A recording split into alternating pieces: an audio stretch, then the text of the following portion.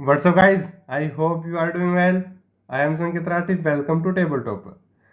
देखिए, हमने कल क्या टॉपिक किया था? हमने किया था कोल्ड डेजर्ट लद्दाख के बारे में। उसकी क्या देखी थी हमने? क्या देखी थी? लोकेशन देखी। उसके बाद क्या देखा हमने? उसकी टोपोग्राफी देखी। ठीक, आज जो हम कर रहे हैं वो क्या कर रहे हैं? उसके क्लाइमेट।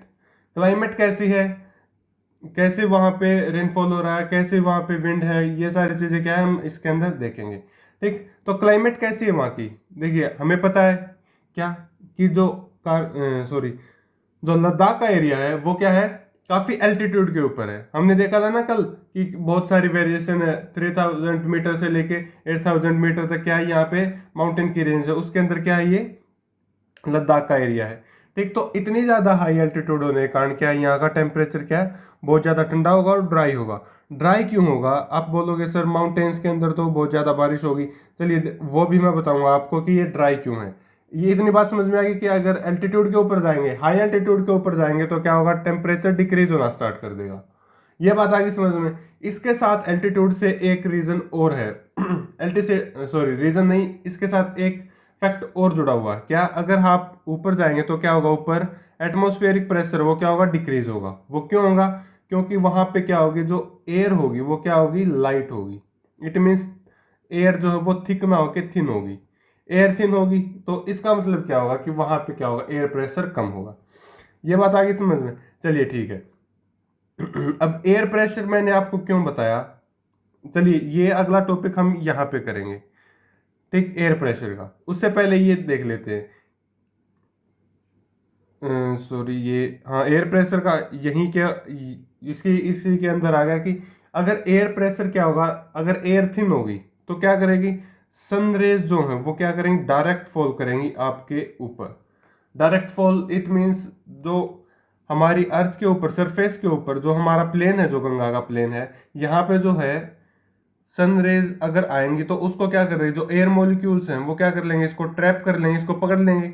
अगर एल्टीट्यूड के ऊपर आप जाओगे तो वो मॉलिक्यूल्स प्रेजेंट नहीं है, वहां पे प्रेजेंट नहीं है तो क्या करेंगे, वो सन रेज क्या होंगी, आपके ऊपर डायरेक्ट फॉल करेंगी। ठीक, इससे क्या होगा, आपको सन धूप बहुत ज्यादा सनलाइट फेस करनी पड़ेगी वहां आपकी।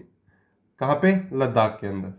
आई बात समझ में? चलिए अब बात करते हैं। देखिए क्लाइमेट के अंदर हम क्या क्या देखते हैं, रेनफॉल देखते हैं, टेम्परेचर देखते हैं, अच्छा और क्या क्या देखते हैं, स्नोफॉल या टेम्परेचर, एयर प्रेशर, ये सारी चीजें देखते हैं हम। अब इसकी बात आएगी टेम्परेचर कैसा है वहाँ का। टेम्परेचर जो है वो समर के अंदर तो डेज के अंदर जो है वो 0 डिग्री सेल्सियस या इससे 1-2 डिग्री ऊपर हो सकता है। और नाइट के अंदर कितना होगा, -30 डिग्री से भी बिलो होगा। मतलब देखिए कितना ज्यादा वेरिएशन आ रहा है टेम्परेचर के अंदर। टेम्परेचर क्या कर रहा है, वेरी कर रहा है। ठीक, एक एक समान टेम्परेचर ना होगा, क्या होगा, असमान टेम्परेचर है। It means different temperature, temperature क्या कर रहा है, वेरी कर रहा है। और विंटर के अंदर तो क्या होगा, टेम्परेचर और भी ज्यादा कम होगा, -40 डिग्री सेल्सियस या फिर उससे भी कम हो सकता है टेम्परेचर। ठीक, ये जो हम लद्दाख की बात कर रहे हैं, हम ये जो लद्दाख है, यहाँ पे यहाँ की क्या कर रहे हैं, हम बात कर रहे हैं जो लद्दाख रेंज है। पूरा ये यूनियन टेरिटरी की बात नहीं कर रहे हम, लद्दाख जो ये एक रेंज है यहाँ की बात कर रहे हैं।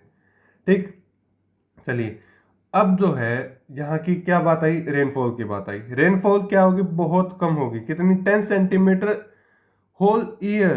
पूरे साल के अंदर सिर्फ 10 सेंटीमीटर बारिश होगी। आप समझ सकते हैं, जो असम के अंदर मैंने बताया था कि जो हाँ वर्ल्ड में सबसे ज्यादा बारिश होगी, उसका वो जगह कौन सी है, मौसिनराम। वहां पे क्या होगी, लगभग लगभग 1100 सेंटीमीटर के करीब क्या होगी, एनुअल बारिश होती है। और यहाँ पे कितनी है, देखिए 10 सेंटीमीटर। आप कंपेयर कर सकते हैं कि एक ही कंट्री में इतनी ज्यादा वेरिएशन हो सकती है। ठीक, थोड़ा समझिए इसको, मजा लेके पढ़िए, सारी की सारी बातें समझ में आएंगी आपको। अब ये 10 सेंटीमीटर है, ये इतनी है क्यों? इसका रीजन ही ये रहा, रेन शेडो। रेन शेडो क्या होगी, देखिए ये माउंटेन है, यहां से क्या आई, मॉइस्ट एयर आई।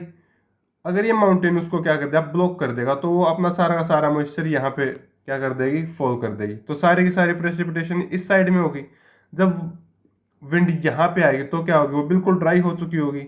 बिल्कुल ड्राई हो चुकी होगी तो उसके अंदर मॉइस्चर है नहीं, वो बारिश करेगी नहीं यहाँ पे।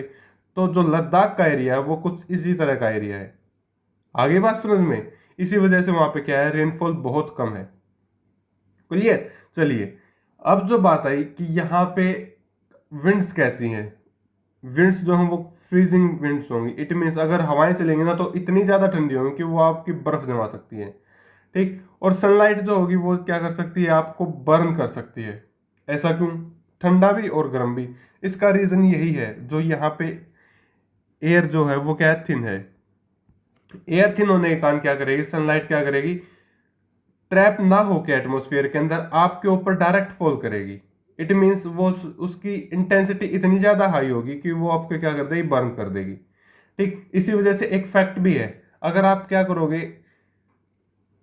कहीं पे आप लद्दाख के अंदर अगर अपने पाँव को छांव के अंदर और आपका शरीर अगर धूप के अंदर होगा तो आपको सनस्ट्रोक और फ्रोस्ट बाइट दोनों हो सकते हैं। अब ये सनस्ट्रोक और फ्रोस्ट बाइट होते क्या है, ये देखिए एक बार।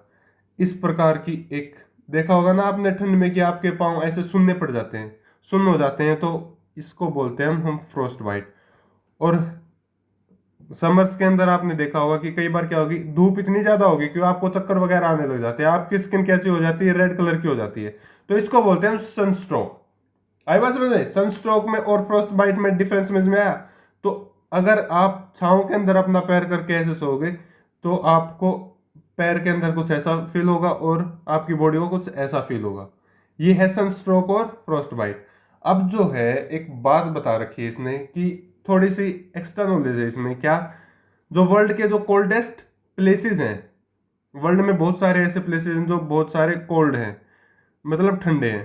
ठीक। उनके अंदर से एक जगह ऐसी है, क्या, कौन सी, द्रास, जो कहाँ पे है, लद्दाख के अंदर सिचुएटेड है।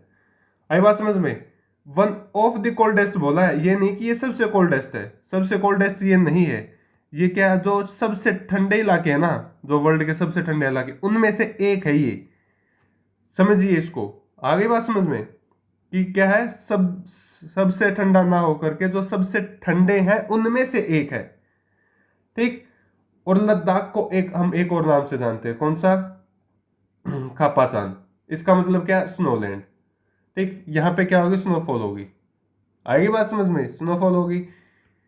चलिए, ये था आज का हमारा टॉपिक, कौन सा, क्लाइमेट का। एक बार आप द्रास की लोकेशन देख लीजिए, यहां पे है क्या, द्रास, लद्दाख के अंदर। आगे बात समझ में। चलिए, मिलते हैं फिर अगले टॉपिक में। Till then have a great day. ऐसे ही हंसते रहिए, मुस्कुराते रहिए। एक बात और, अगर आपको सारी की सारी पीडीएफ यहाँ पे मिल रही है तो आपको उसको पढ़ा करो मेरे दोस्त, स्टडी किया करो उसकी, ताकि आपके नोट्स आपके मेंटेन रह सके। ठीक। और अगर कोई भी डाउट हो तो नीचे कमेंट सेक्शन में जाके जरूर पूछना। Till then have a great day. जय हिंद।